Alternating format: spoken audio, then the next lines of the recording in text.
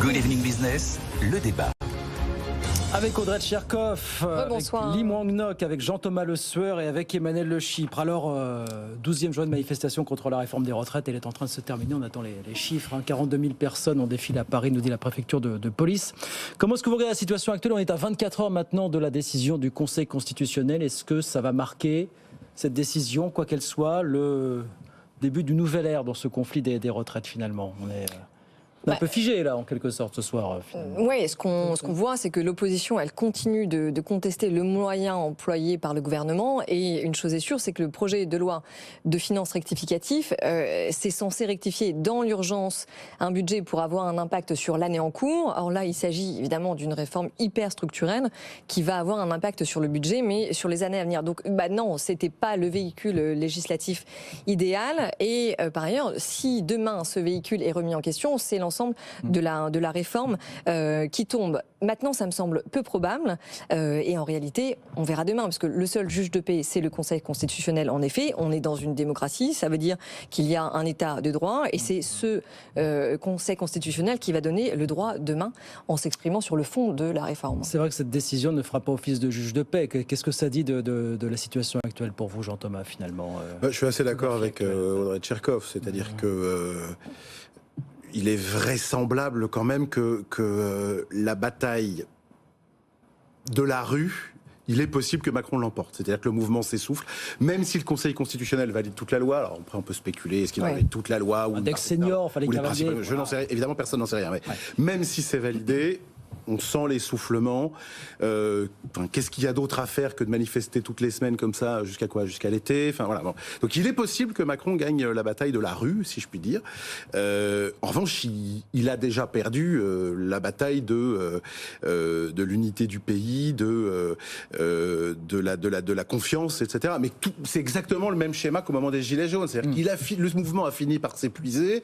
Il a fait le grand débat en se donnant à lui-même l'impression que l'affaire était résolue.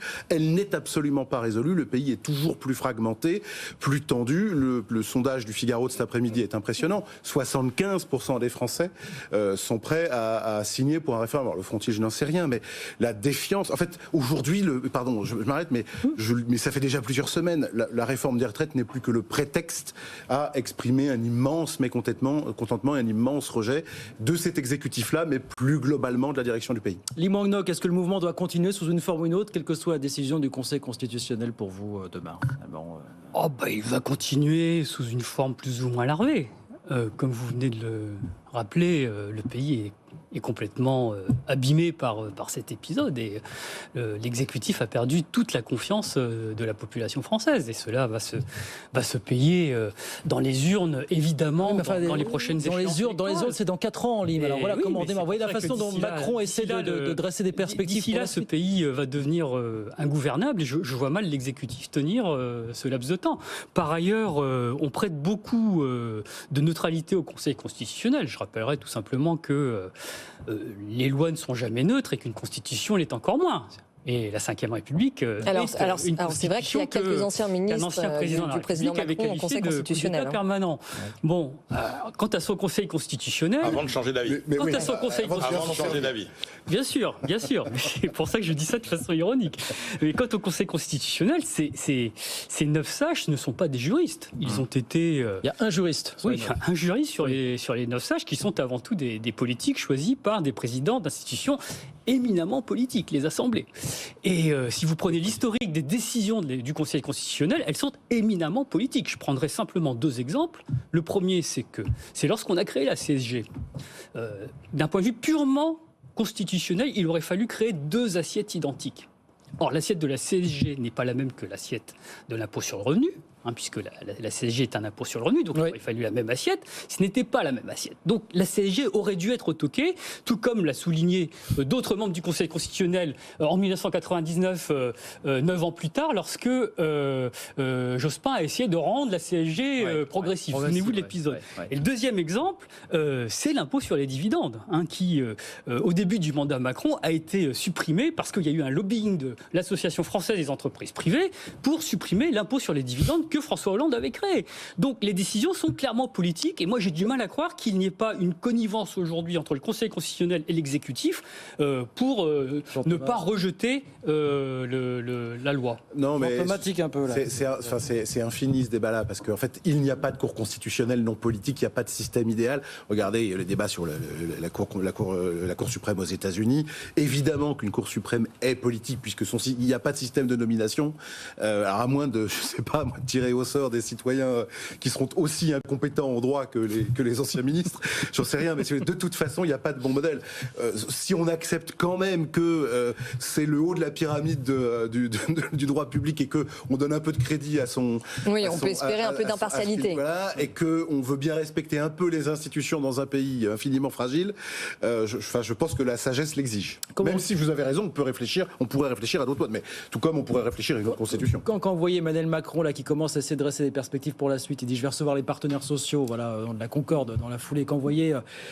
les thèmes qu'il commence à mettre sur la tête tout doucement. Alors il y a la fameuse loi travail qui arrive, et les préoccupations écologiques, le changement climatique, le vieillissement de la population, la production, la notion de production. Est-ce qu'on dresse là une perspective pour l'après-retraite finalement ? Mais tous ces sujets peuvent être à même en effet de réparer un peu cette fracture sociale, parce qu'il y aura des initiatives sociales à prendre derrière, évidemment, sur l'ensemble des sujets qui ont cristallisé ces tensions au-delà de l'âge de la retraite en lui-même, sur les fins de carrière, sur les bas salaires, sur les inégalités de salaire entre les hommes et les femmes, sur le sujet du climat, etc. Et pour être vraiment ambitieux, on pourrait imaginer que le gouvernement soit un peu créatif et, je sais pas, lance un espèce de sommet social, parce que, force est de constater que de toute façon, il y a un dialogue qui est rompu, et on voit bien en effet que le gouvernement essaye de le recréer en tendant la main aux partenaires sociaux. De toute façon, à partir du moment où vous n'avez pas de majorité à l'Assemblée pour co-construire des textes et pour co-construire des projets dans les prochaines années, c'est obligatoirement avec les syndicats que ça va devoir se jouer. Je pense que Emmanuel Macron fera plutôt de la politique politicienne et de la tambouille,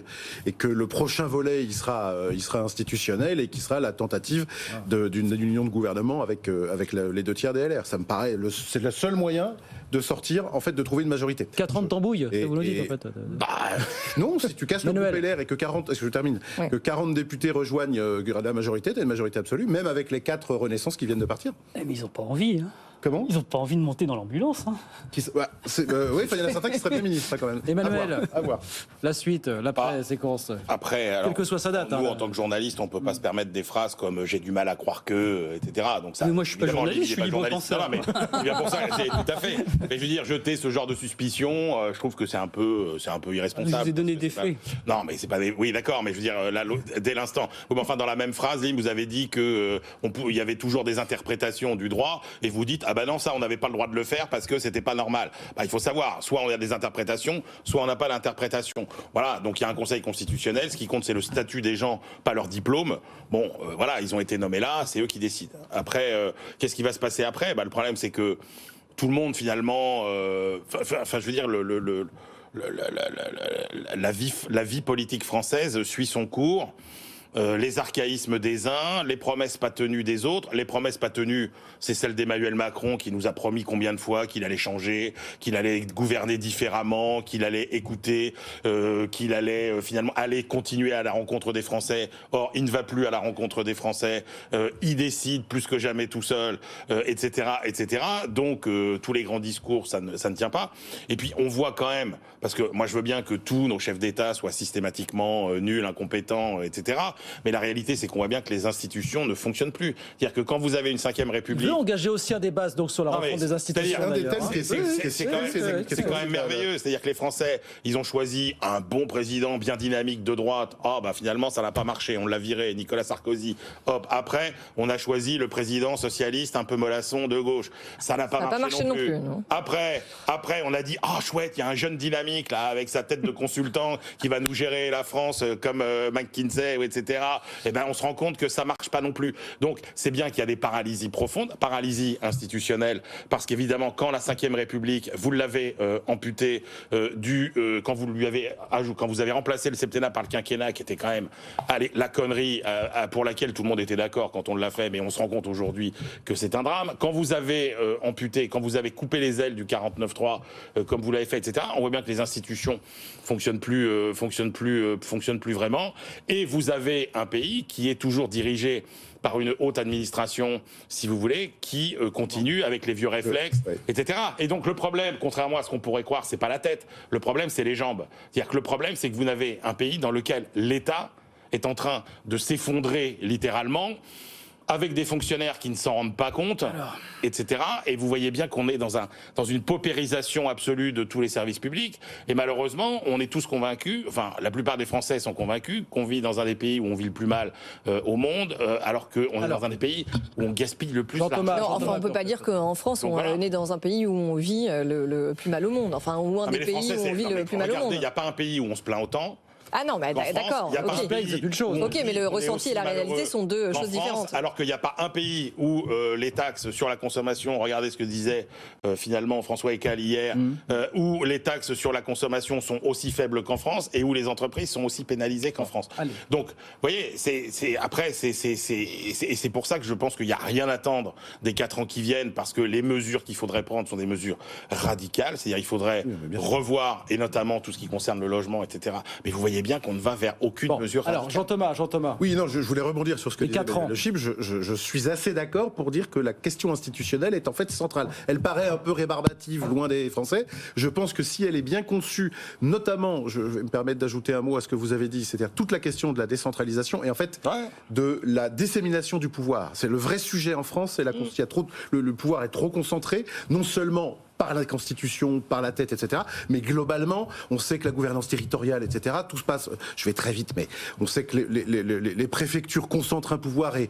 gênent en fait les élus locaux et les collectivités. Il y a un grand mouvement non seulement de décentralisation, mais en fait de dévolution de liberté aux acteurs de terrain, qui serait à mon avis la seule clé d'une réforme vraiment profonde, parce que, et je répète ça toujours à chaque fois que je viens vous voir, le dernier espace de confiance politique en France, c'est le local. Et donc c'est de là qu'il faut repartir. Voilà une belle feuille de route pour les 4 prochaines années. Qu'est-ce que vous en pensez, Lim?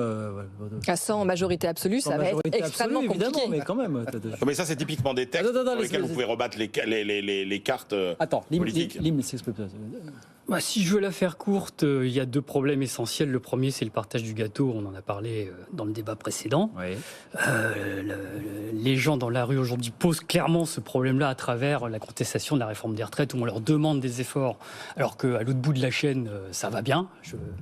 Ça va même très bien. Oui. Et la deuxième chose, c'est que ce pays est tellement déchiré que vous n'aurez jamais un président qui, au premier tour, recueillera suffisamment de voix pour faire l'unanimité. Donc quand vous avez un pays où vous avez plusieurs blocs, la seule solution, c'est un régime parlementaire à la proportionnelle. Mais est-ce que les Français y sont prêts?